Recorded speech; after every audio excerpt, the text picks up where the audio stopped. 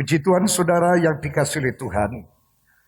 Sadarkah kita saudara bahwa waktu terus berputar saudara.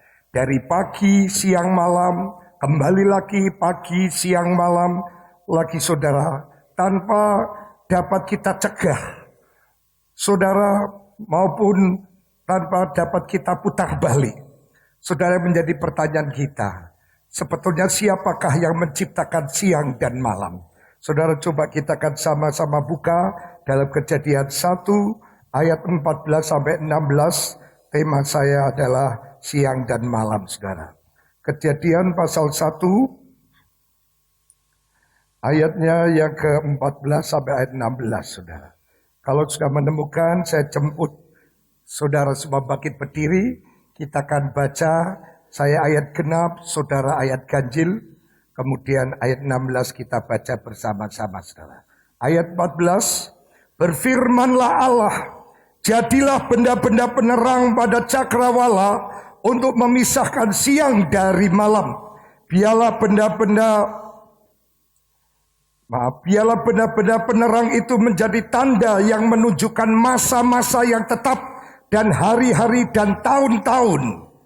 Dan sebagai penerang pada cakrawala, biarlah benda-benda itu menerangi bumi, dan jadilah demikian. 2, 3. Maka Allah menjadikan kedua benda penerang yang besar itu, yakni yang lebih besar untuk menguasai siang dan yang lebih kecil untuk menguasai malam, dan menjadikan juga bintang-bintang. Amin. Silakan duduk saudara.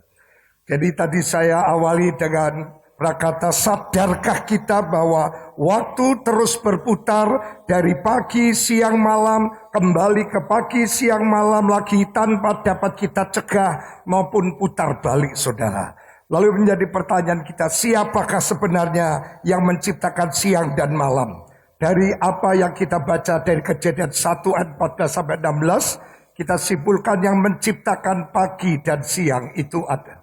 Siang dan malam itu adalah Tuhan Yesus sendiri. Saudara, kita harus kembali melihat pada titik awal, yaitu ketika Allah menciptakan alam semesta beserta dengan isinya dalam waktu 6 hari, saudara. Dan segala yang dijadikan Tuhan itu amat baik. Semua yang diciptakan Tuhan itu amat baik. Tolong bacakan Kejadian 1 ayat 31. Kejadian 1 ayat 31. Maka Allah melihat segala yang dijadikannya itu sungguh amat baik. Jadilah petang dan jadilah pagi, itulah hari ke-6. Jadi saudara, dikatakan bahwa Allah melihat segala yang dijadikan itu sungguh amat baik. Semua yang diciptakan oleh Tuhan sungguh amat baik. Tapi sayang saudara, setelah manusia jatuh di dalam dosa, dicatat dalam Kejadian pasal 3, tak kala Adam dan Hawa makan buah terlarang itu, saudara, lalu mereka diusir dari Taman Firdaus, maka kejahatan mereka makin memuncak. Dicatat dalam Kejadian 6, di mana kejahatan manusia itu sudah tidak bisa, saudara, dibiarkan saja, saudara. Mereka tidak memuliakan dia. Coba kita lihat Roma 1 ayat 21.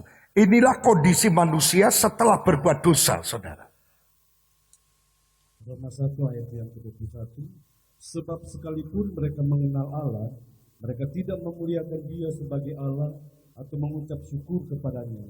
Sebaliknya pikiran mereka menjadi sia-sia dan hati mereka yang bodoh menjadi gelap. Puji Tuhan, ini dampak daripada dosa, dimulai dari Kejadian 3, lalu dosa itu memuncak, dicatat dalam Kejadian pasal 6, lalu diterangkan dalam Roma 1 ayatnya yang ke-21 tadi. Sehingga Allah memusnahkan. Jadi semua yang ada di dunia itu dimusnahkan, yaitu makhluk hidup bersama bumi dengan air bah. Dan itu dicatat dalam Kejadian 7, saudara. Semua dimusnahkan. Hanya satu keluarga, yaitu Nuh dengan istri dan 3 anaknya dan 3 menantunya.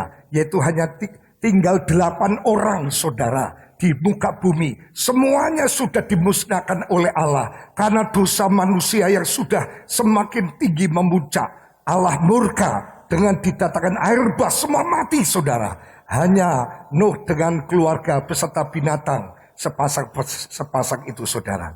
Nah saudara yang dikasihi oleh Tuhan, ternyata selama bumi itu masih ada, karena dihuni oleh Nuh sekeluarga itu saudara, Allah tetap memberkati dengan adanya musim yang namanya musim tabur tuai, kemudian juga dingin panas, kemarau hujan, dan juga tidak lupa siang dan malam. Coba Kejadian 8 ayat yang ke-22. Kejadian pasal yang ke-8 ayat yang ke-22. Selama bumi masih ada, takkan berhenti-henti, mesti menabur dan menuai, dingin dan panas, kemarau dan hujan, siang dan malam. Puji Tuhan. Jadi semua sudah dimusnahkan, tapi bumi masih ada. Penghuninya 8 orang. Maka Tuhan katakan selama bumi masih ada, tak akan berhenti-henti musim menabur dan menuai. Dingin dan panas, kemarau dan hujan, siang dan malam. Puji Tuhan, untuk itu kita harus bijak saudara. Saat bumi masih ada, kita harus bijak dalam mengelola bumi. Jangan menanam tanpa pengertian. Sebab apa yang kalau kita menanam sesuatu tanpa pengertian berakibat hasil tuaiannya itu tidak seperti yang kita harapkan. Yang saya maksud tanam di sini bukan tanam pohon. Saudara, selama bumi masih ada hukum tabur tuai.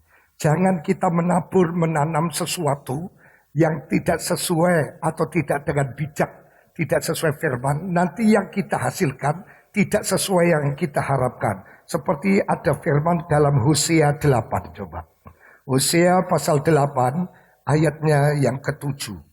Hosea pasal yang ke-8 ayat yang ke-7. Sebab mereka menabur angin, maka mereka akan menuai puting beliung. Gandum yang belum menguning tidak ada pada mereka. Tumbuh-tumbuhan itu tidak menghasilkan tepung, dan jika memberi hasil, maka orang-orang lain menelannya. Saudara, salah menabur, salah menanam, dan menuainya sesuatu yang tidak baik. Siapa yang menabur, angin menuai puting beliung atau badai. Jadi selama masih ada, bumi ini masih ada, berlaku hukum tabur tuai. Saudara, siang dan malam. Oleh sebab itu mari kita jangan menanam sesuatu yang tanpa dengan kebijakan kita. Sebab apa yang kita tabur akan kita tuai. Kita menabur angin, menuai badai atau puting beliung saudara ya. Dan coba tolong bacakan Amsal 22 ayat 8. Amsal pasal yang ke-22 ayat yang ke-8. Orang yang menabur kecurangan akan menuai bencana, dan tongkat amarahnya akan habis binasa. Puji Tuhan. Jadi firman Tuhan pada pagi hari ini dikatakan selama bumi masih ada, maka ada tabur tuai, juga ada siang dan malam. Sedangkan tema kami, tema khotbah ini adalah siang dan malam. Saudara, oleh sebab itu apa makna siang dan malam dan apa yang harus kita lakukan pada waktu ada siang dan malam? Hati-hati dalam menabur. Sebab kalau salah menabur, tuaiannya sangat membuat kita kecewa. Nah saudara, lalu yang menjadi pertanyaan kita, bagaimana Alkitab itu menasehatkan kita untuk mengisi siang dan malam dengan bijak. Tadi katakan ada tabur tuai. Oleh sebab itu, bagaimana kita mengisi siang dan malam ini dengan bijak saudara. Yang pertama, kita isi siang dan malam dengan merenungkan Taurat Tuhan atau firman Tuhan. Tolong bacakan Mazmur 1 ayat 1 sampai 6. Inilah kita mengisi saat siang dan malam dengan bijak. Mazmur 1 ayat 1 sampai yang ke-6. Berbahagialah orang yang tidak berjalan menurut nasihat orang fasik, yang tidak berdiri jalan orang berdosa, dan yang tidak duduk dalam kumpulan pencemooh. Tetapi yang kesukaannya ialah Taurat Tuhan, dan yang merenungkan Taurat itu siang dan malam. Ia seperti pohon yang ditanam di tepi aliran air, yang menghasilkan buahnya pada musimnya, dan yang tidak layu daunnya, apa saja yang diperbuatnya berhasil. Bukan demikian orang fasik, mereka seperti sekam yang ditiupkan angin. Sebab itu orang fasik tidak akan tahan dalam penghakiman. Begitu pula orang berdosa dalam perkumpulan orang benar. Sebab Tuhan mengenal jalan orang benar, tetapi jalan orang fasik menuju kebinasaan. Puji Tuhan, saudara. Dari ayat yang baru kita baca, Tuhan menjanjikan berkat kebahagiaan bagi saudara dan saya merenungkan firman Tuhan itu siang dan malam. Tadi dikatakan selama bumi masih ada, maka tabur tua itu masih berlaku siang dan malam juga. Saudara, jangan kita menanam sesuatu dengan tidak bijak, karena tuaiannya itu akan membuat kita kecewa, tidak sesuai yang kita harapkan. Untuk itu mari kita isi siang dan malam ini dengan sesuatu yang bermanfaat, yang benar-benar akan membuat kita yaitu diberkati. Di sini kita melihat, saudara, renungkanlah firman Tuhan itu siang dan malam.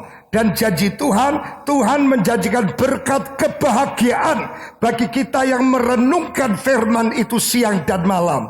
Sungguhkah kita merenungkan firman itu, saudara, siang dan malam? Mungkin saudara bertanya, lalu bagaimana kalau hanya renung-renung, apa saya tidak bekerja?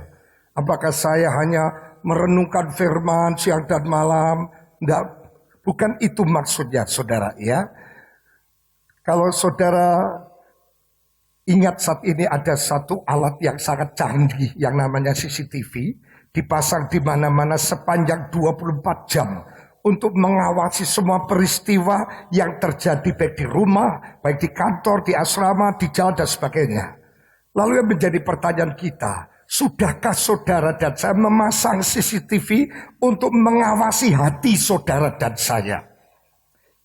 Kita begitu pandai memasang CCTV untuk menjaga aset kekayaan kita serta mengasuransikannya, tetapi kita mengabaikan CCTV untuk menjaga aset rohani kita siang dan malam, saudara. Jangan kita merasa aman senantiasa bahwa kita akan dilindungi Tuhan. Karena apa? Sebab iblis, antikris, bahkan nabi-nabi palsu akan berusaha mati-matian menggoda saudara dan saya untuk supaya saudara dan saya jatuh dalam dosa. Jadi saudara, firman Tuhan katakan waspadalah, musuhmu itu iblis. Dia mengaum, saudara, berjalan keliling. Jadi dia ini aktif, saudara. Sementara CCTV rohani kita tidak begitu kita perhatikan. Kita biarkan aset-aset rohani kita dicuri oleh iblis, saudara. Sementara aset jasmani dalam kekayaan dan sebagainya sampai diasuransikan, karena begitu kita saudara menghargai bahkan menjaga begitu rupa. Tapi sayang, CCTV roh kita tidak berfungsi, di mana iblis dibiarkan dengan seenaknya, saudara, mengopok-opok hidup kita sehari-hari, dan kita biarkan saja. Harusnya CCTV rohani kita terus terpasang, pagi, siang, malam, terus terpancar, sehingga dikatakan merenungkan firman siang dan malam, artinya tidak mengizinkan iblis merusak, mencuri aset-aset rohani kita, baik iman, pengharapan, kasih kita, bahkan doa kita tidak sampai dicuri. Sesuai dengan Yohanes 10 ayat 10, saudara, pencuri itu datang untuk mencuri, merusak, dan membinasakan. Kita harus pasang CCTV itu 24 jam dengan cara kita merenungkan siang dan malam akan firman Tuhan. Karena iblis itu kenal, saudara. Coba tolong bacakan di dalam Kisah Rasul 19 ayat 15. Yesus dan Paulus pun dia kenal. Apalagi saudara, ya. Ayat 15. Tetapi roh jahat itu menjawab, Yesus aku kenal dan Paulus aku ketahui. Tetapi kamu siapakah kamu? Saudara, Yesus dan Paulus itu dikenal iblis. Dan dia berusaha tetapi selalu gagal. Lalu apalagi saudara dan saya, saudara akan menjadi target utama bagi iblis supaya saudara dan saya bisa dijatuhkan. Cara menghindarinya adalah siang dan malam merenungkan firman Tuhan seperti memasang CCTV. Saudara, kita awasi. Jangan sampai iblis bisa nyelusup. Jangan sampai kita kecolongan. Sehingga kita, saudara, dicuri aset-aset rohani kita oleh iblis. Saudara yang dikasihi oleh Tuhan, apa perintah Allah kepada Yosua sebagai pemimpin yang menggantikan Musa, saudara? Kita lihat dalam Yosua 1 ayat 8, saudara. Yosua pasal 1 ayat yang ke-8. Janganlah engkau lupa memperkatakan kitab Taurat ini Tetapi renungkanlah itu siang dan malam, supaya engkau bertindak hati-hati sesuai dengan segala yang tertulis di dalamnya. Sebab dengan demikian perjalananmu akan berhasil dan engkau akan beruntung. Puji Tuhan, dikata janganlah engkau lupa memperkatakan kitab Taurat itu, tetapi renungkanlah itu siang dan malam, supaya engkau bertindak hati-hati sesuai dengan segala yang tertulis di dalamnya. Sebab demikian perjalananmu akan berhasil dan engkau akan beruntung. Saudara, terbukti perintah Allah tetap sama kepada pemimpin siapapun agar mereka memperkatakan Taurat Tuhan dan merenungkan siang dan malam. Saudara, firman Tuhan itu di dalam 2 Timotius 3:16 katakan bahwa setiap tulisan yang diilhamkan oleh Roh Allah itu memang bermanfaat untuk mengajar, untuk menunjukkan kesalahan, untuk memperbaiki kelakuan, bahkan untuk saudara mendidik kita di dalam kebenaran.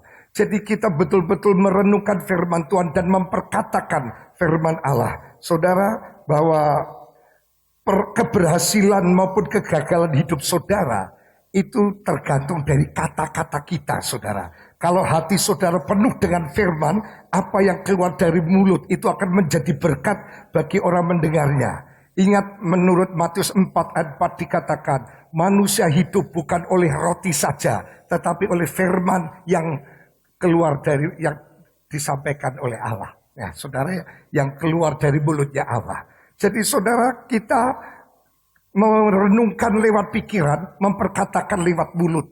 Dan berhasil dan gagalnya hidup manusia tergantung daripada perkataan kita. Sebab apa yang penuh dengan di dalam hati akan terucap lewat perkataan. Maka dikatakan manusia hidup bukan hanya oleh roti saja, oleh setiap firman yang keluar dari mulutnya Allah. Oleh sebab itu saudara, waktu Yesus dihadapkan oleh godaan oleh iblis, Yesus memperkatakan firman. Waktu itu iblis berkata, kalau kau betul-betul anak Allah, rubah batu itu jadi roti. Yesus tidak berargumen apa-apa. Ada tertulis, manusia hidup bukan hanya oleh roti saja, tapi oleh firman. Maka itu saudara, iblis gagal untuk mencuri aset rohani yang dimiliki Yesus. Lalu Yesus dibawa ke bumbungan Allah, disuruh terjun bebas. Ada ayat pendukung bahwa Allah akan mengirimkan malaikatnya untuk menatangnya sehingga tidak terbentur dan hidup. Maka kau akan terkenal, terjun bebas tapi tidak mati. Kau akan jadi orang hebat. Yesus tidak berkata apa-apa di ayat. Ada tertulis, jangan sekali-kali mencobai Tuhan Allahmu. Iblis gagal, kalah, tidak berhasil mencuri. Saudara, kemudian Yesus dibawa ke atas gunung, diperlihatkan kemuliaan, kekayaan yang luar biasa. Dikatakan semua itu ada di dalam kuasaku. Tapi kalau kau mau menyembahku sekali saja, aku akan berikan kepada kamu semua. Yesus pun jawab, ada tertulis, hei iblis, sembahlah Tuhan Allahmu. Sejak itu iblis gagal. Saudara, kita harus mengisi siang dan malam yang masih berlaku sekarang ini dengan menabur apa saudara? Merenungkan firman Tuhan itu siang dan malam. Dengan cara memasang CCTV rohani. Kita pantau terus. Jangan sampai kita kecolongan. Iblis itu seperti singa yang berjalan keliling. Menguasai saudara. Mencari yang bisa ditelannya. Yaitu orang yang lengah. Orang yang tidak begitu peduli tentang aset-aset rohani. Dia lebih sibuk, lebih berat dengan aset jasmani. Dia begitu rupa jaga. Tapi rohaninya, saudara, mudah ditelusupi iblis. Puji Tuhan saudara yang dikasihi oleh Tuhan. Perhatikan bahwa keberhasilan maupun kegagalan hidup itu ditentukan oleh tutur kata kita. Apa yang penuh dalam hati itu akan meluap lewat mulut. Sebab manusia hidup bukan oleh roti, tapi oleh firman yang keluar dari mulutnya Allah. Nah, selain memperkatakan kitab Taurat, kita merenungkan dengan menggunakan otak atau pikiran, bukan hati, sehingga tahu kapan kita menyampaikan saudara dengan tepat. Saudara, jadi kita pakai otak. Kapan saatnya saya akan menyampaikan sesuatu yang saya akan katakan. Seperti Esther demikian saudara. Dia tahu kapan saatnya dia harus menyampaikan perkataan kepada Raja Ahasveros. Tolong bacakan Esther pasal 2 ayat 10. Esther pasal yang kedua ayat yang ke-10. Esther tidak memberitahukan kebangsaan dan asal-usulnya karena dilarang oleh Mordekai. Ayat 15. Ayat yang ke-15. Ketika Esther, anak Abihail, yakni saudara ayah Mordekai, yang mengangkat Esther sebagai anak, mendapat giliran untuk masuk menghadap raja, maka ia tidak menghendaki sesuatu apapun selain daripada yang dianjurkan oleh Hegai, sida-sida raja, penjaga para perempuan. Maka Esther dapat menimbulkan kasih sayang pada semua orang yang melihat dia. Ayat 20. Ayat yang ke-20. Adapun Esther tidak memberitahukan asal-usul dan kebangsaannya seperti diperintahkan kepadanya oleh Mordekai, sebab Esther tetap berbuat menurut perkataan Mordekai, seperti pada waktu ia masih dalam asuhannya. Langsung pasal 4 ayat 16. Esther 4 ayat 16. Esther pasal yang keempat ayat yang ke-16. Pergilah, kumpulkanlah semua orang Yahudi yang terdapat di Susan dan berpuasalah untuk aku. Janganlah makan dan janganlah minum 3 hari lamanya, baik waktu malam, baik waktu siang. Aku serta dayang-dayangku pun akan berpuasa demikian. Dan kemudian aku akan masuk menghadap raja. Sungguh pun berlawanan dengan undang-undang, kalau terpaksa aku mati, biarlah aku mati. Jadi saudara, Esther tahu kapan saatnya dia mau berkata-kata, saudara. Pada waktu itu dipesan oleh yaitu pamannya Mordekai, kamu tidak usah ngomong apa-apa. Nanti ada saatnya kamu sampaikan perkataan itu. Setelah itu dia perintahkan semua bangsa Yahudi yang akan digantung oleh karena saudara pengaruh Haman, di mana Haman sedang menyiapkan saudara tiang gantungan, maka Esther menyuarakan puasa kamu 3 hari 3 malam untuk aku. Nanti aku akan berbicara kepada raja. Kalaupun akibat saya melakukan itu karena ini tidak sesuai dengan aturan yang ada, tapi demi untuk keselamatanmu, aku rela mati demi kamu. Lalu berpuasa semua saudara. Dia baru datang, dia kaget raja, tapi tahu-tahu dia melemparkan tongkatnya saudara. Itu sebagai tanda bahwa dia diterima. Kalau tidak langsung diambil, langsung dibunuh saudara. Karena tidak boleh menghadap tanpa dipanggil. Tetapi sebelumnya di backup dulu dengan doa puasa saudara. Sehingga dia ditunggu doa puasa 3 malam. Dia menghadap dengan keberanian. Karena ingin memperjuangkan orang-orang Yahudi bangsanya. Yang sudah akan dieksekusi digantung. Lalu akibat dia berbicara kepada raja tepat pada waktunya. Raja berkata, tidak perlu terjadi. Justru Haman yang membuat tiang gantungan untuk engkau. Biarlah itu tempat gantungannya untuk gantung dia sendiri. Akhirnya Haman digantung saudara. Saudara, ini satu contoh. Kalau kita merenungkan itu pakai otak, sedangkan memperkatakan itu pakai mulut saudara. Jadi sebelum kita melakukan apa-apa, direnungkan dulu. Jangan gegabah untuk kita berkata sesuatu. Apakah perkataan yang saya sampaikan itu tepat saatnya aku katakan atau aku harus tahan dulu. Sebab banyak orang terlalu tergesa-gesa memperkatakan. Justru perkataan itu menimbulkan masalah. Bahkan menimbulkan satu saudara pertengkaran. Karena kurang bijaksana, kurang hikmat. Inilah yang dimaksud saudara. Waktu siang dan malam masih ada sekarang ini. Yang kita lakukan adalah saudara merenungkan firman itu siang dan malam.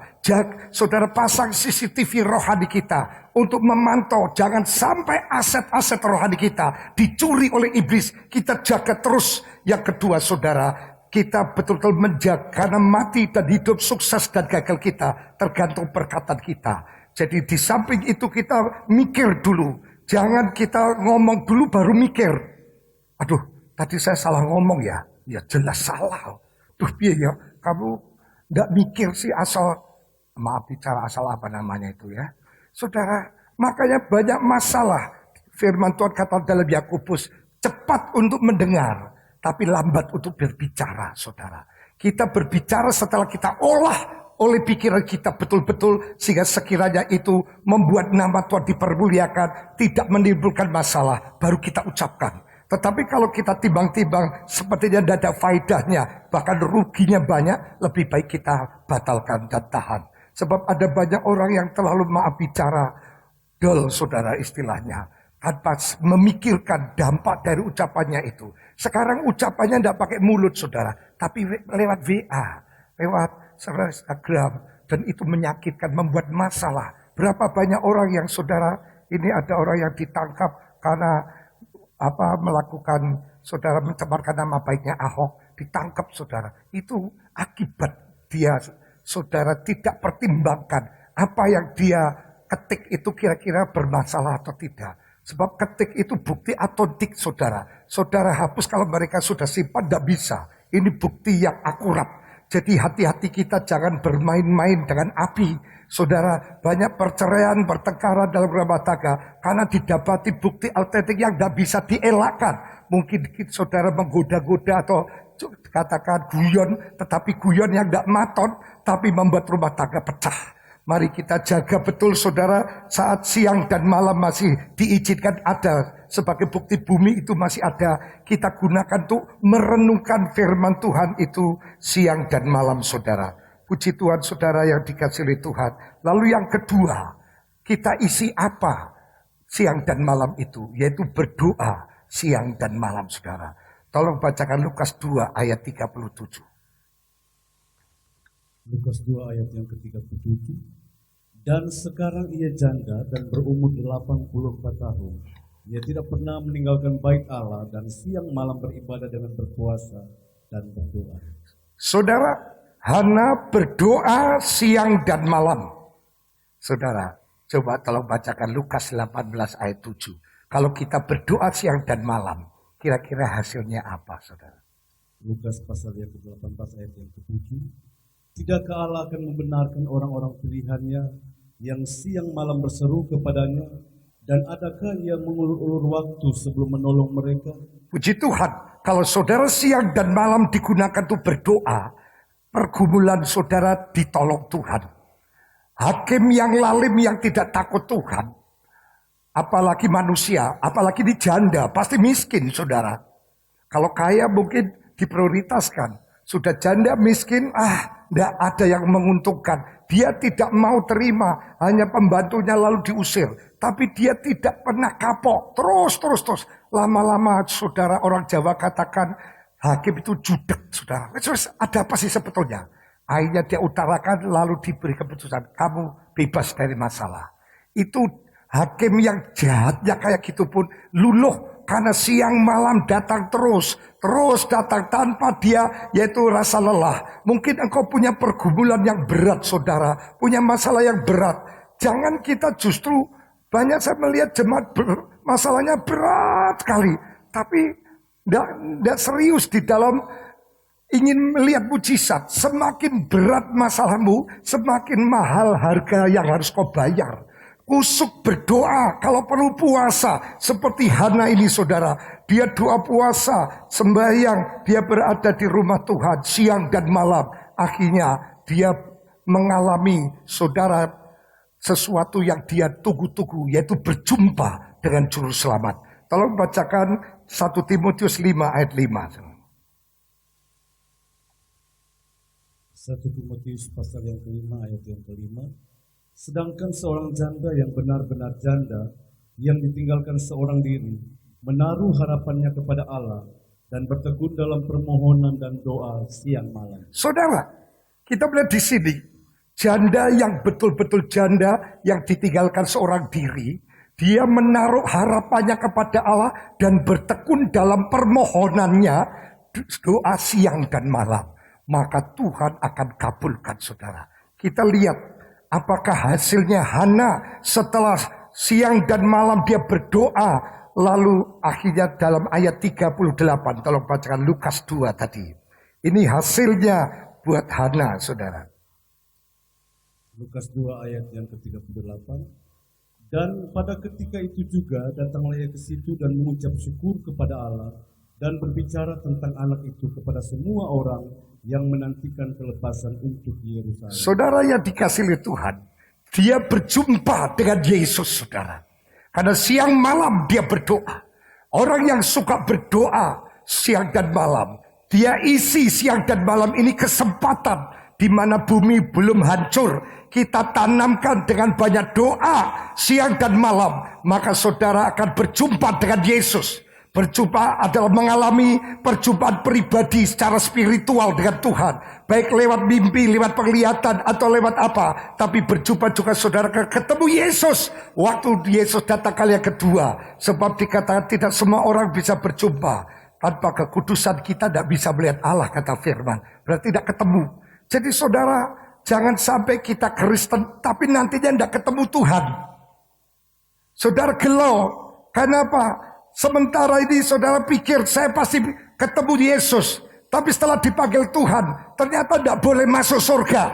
Karena selama ada kesempatan, selama ada satu saudara kesempatan tidak dimanfaatkan tuh banyak berdoa siang dan malam. Dihabiskan tuh sesuatu yang sia-sia. Yang pertama renungkan firman Tuhan siang dan malam. Yang kedua berdoa siang dan malam. Saudara, kita lihat dalam Wahyu pasalnya 8 ayat 3 sampai 4. Ternyata doa kita bisa tembus surga, saudara. Wahyu pasal yang ke-8 ayat yang ketiga dan 4. Maka datanglah seorang malaikat lain dan ia pergi berdiri dekat mezbah dengan sebuah bedupaan emas. Dan kepadanya diberikan banyak kemenyan untuk dipersembahkannya bersama-sama dengan doa semua orang kudus di atas mezbah emas di hadapan takhta itu.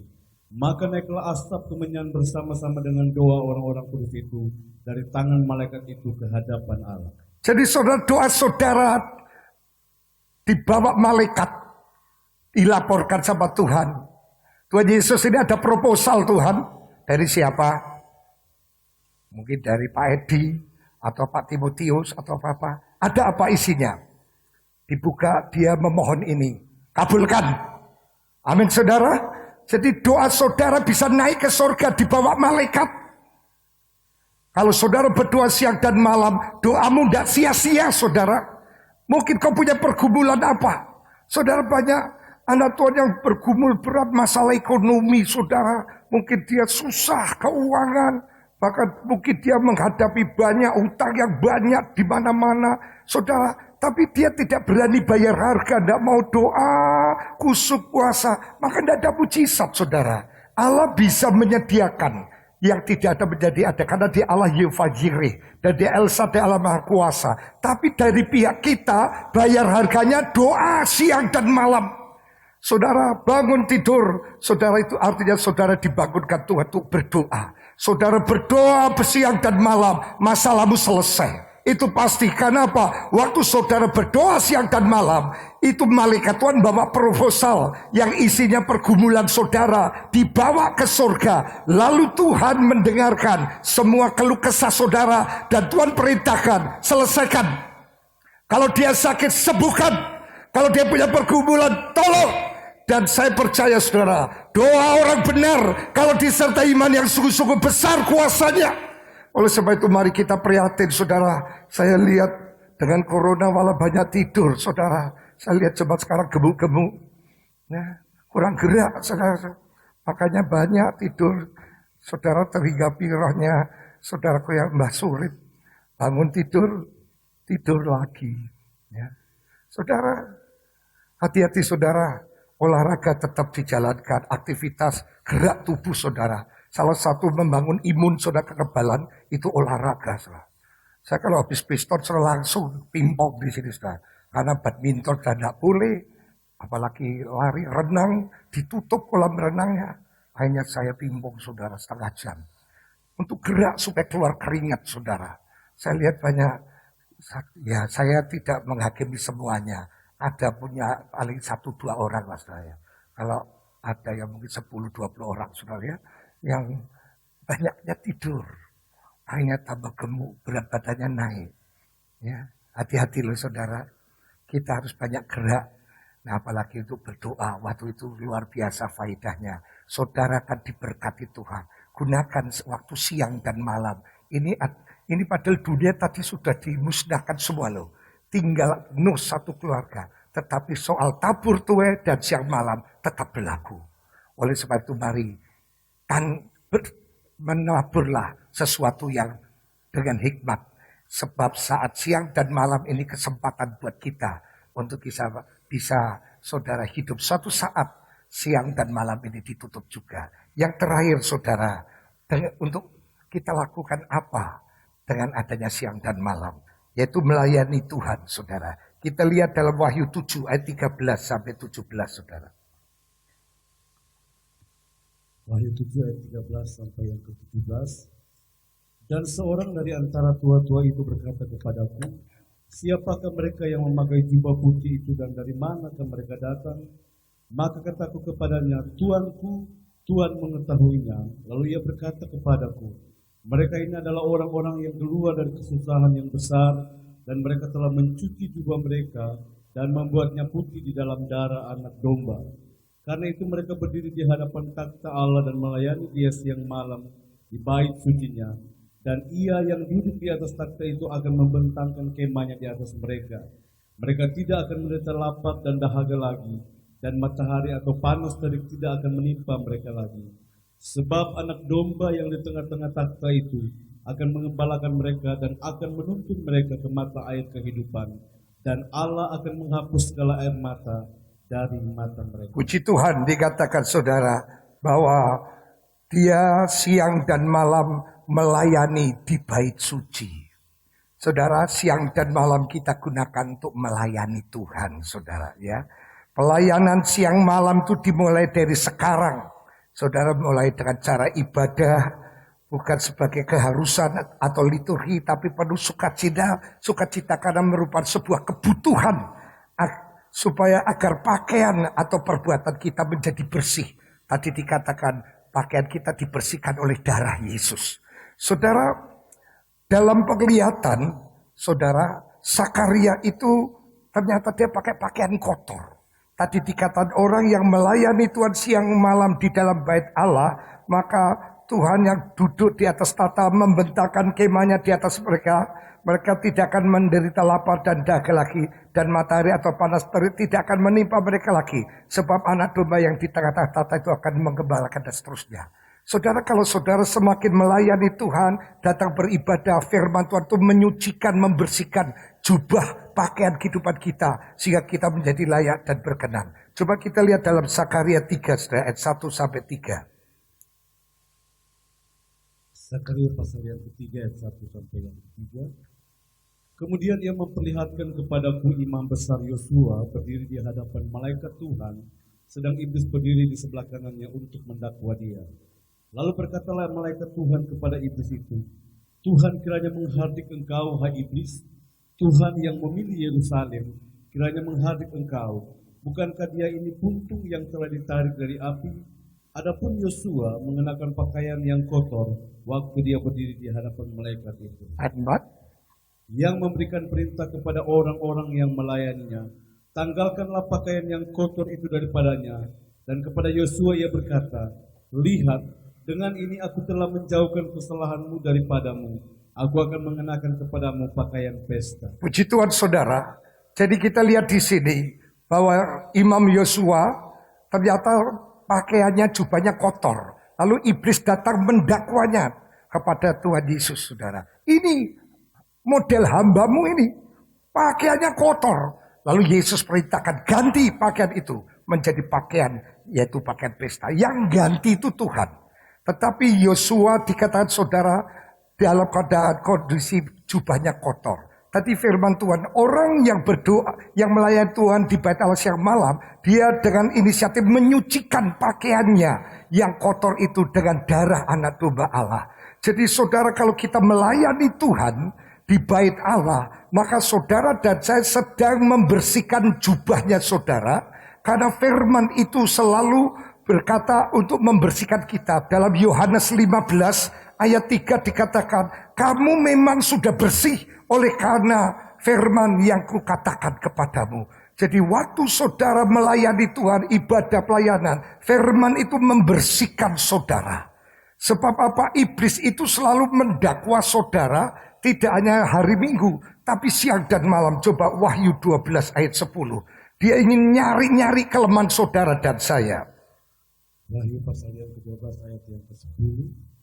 Dan aku mendengar suara yang nyaring di sorga berkata, sekarang telah tiba keselamatan dan kuasa dan pemerintahan Allah kita dan kekuasaan Dia yang diurapinya, karena telah dilemparkan ke bawah pendakwa saudara-saudara kita, yang mendakwa mereka siang dan malam di hadapan Allah kita. Saudara, iblis itu siang malam mendakwa karena dia terus keliling nyari-nyari kelemahan saudara supaya menghendaki saudara dimasukkan neraka dengan alasan ini perbuatannya. Jadi siang malam iblis itu nyari-nyari. Kalau kita siang malam tidak, saudara, CCTV rohani kita tidak pasang, kita akan terkejut loh saudara. Ternyata ada bukti otentik. Karena di dalam Ibrani 4 ayat yang ke-13, di mata Tuhan itu kita telanjang. Tidak ada sesuatu yang tersembunyi dikatakan. Dan tidak ada suatu makhluk pun yang tersembunyi di hadapannya. Sebab segala sesuatu telanjang dan terbuka. Dan saudara, iblis punya data. Karena siang malam dia terus cari-cari. Sementara saudara leha-leha, santai-santai, tanpa sadar pakaian jubah kehidupanmu sudah banyak, saudara, noda-noda, banyak kotor. Kita tidak sadar. Begitu dibuka, saudara tidak punya alasan untuk minta tolong sama Tuhan. Sudah terlambat. Mumpung masih ada kesempatan, kita segera bereskan segala kekotoran kita. Izinkan firman Allah membersihkan kita. Supaya waktu iblis mendakwa, maka Tuhan katakan, darahku sudah menghapus semuanya. Sehingga menjadi putih seperti salju.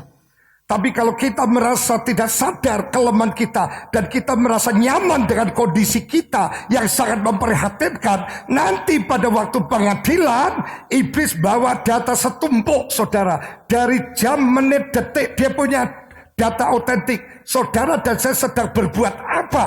Dia punya data akurat saudara. Dan itu tidak tercanggahkan saudara. Dan itu ada, Tuhan juga punya CCTV. Disetel kembali perbuatan saudara. Baik dalam keadaan di pikiran maupun perbuatan. Jelas sekali saudara.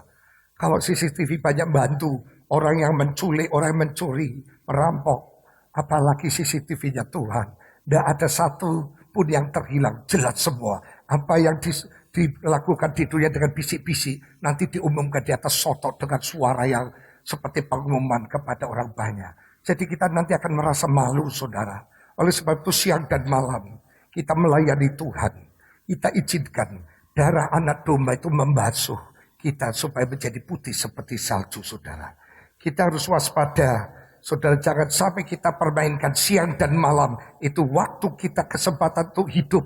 Untuk merenungkan firman Tuhan. Untuk saudara berdoa siang dan malam. Dan untuk melayani Tuhan siang dan malam. Kalau kita abaikan, kita saudara main-main, Allah gak usah. Gak penting. Akan ada dampak yang parah saudara. Coba Wahyu 14 ayat 11 saudara. Wahyu 14 ayat yang ke-11. Maka asap api yang menyiksa mereka itu naik ke atas sampai selama-lamanya. Dan siang malam mereka tidak henti-hentinya disiksa, yaitu mereka yang menyembah binatang serta patungnya itu. Dan barang siapa yang telah menerima tanda namanya. Saudara, ini antikris. Saya kaget kemarin saudara. Pada waktu saya pergi ke toko bangunan. Karena saya beli ternyata salah. Saya kembalikan. Saudara, biasanya kan di batok toh saudara, ini di tangan saudara. Loh bisa toh bisa. Kok persis antikris. Di dahi dan di tangan kanan. Ditaruh saudara chip dengan kode 666. Saudara, sekarang ini antikris sudah, walaupun belum nyata 100%, sudah nyelusup kemana-mana saudara.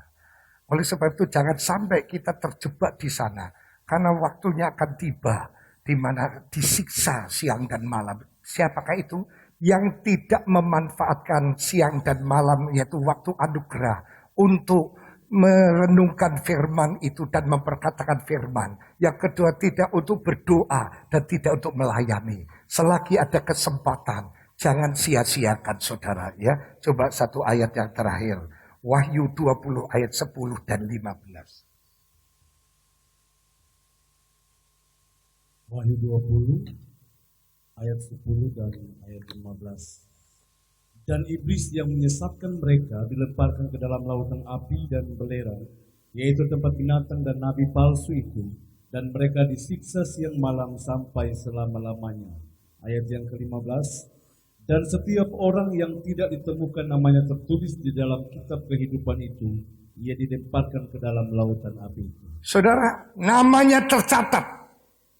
Mari saudara, selagi ada siang malam, ada tabur tuai, kita akan menabur, menanam sesuatu dengan hikmat. Jangan asal menabur, karena yang kita tabur akan kita tuai. Maka saudara, mari isi siang dan malam ini untuk merenungkan firman, memperkatakan firman, berdoa dan melayani Allah selagi ada kesempatan.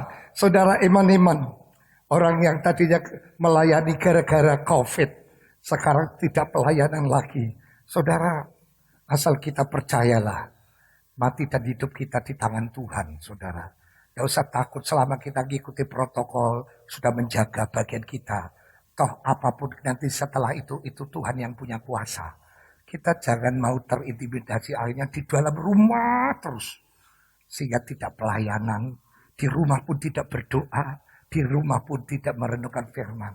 Hilang semua aset, dicuri oleh iblis. Berbahagialah bagi saudara yang diberi keberanian iman oleh Tuhan.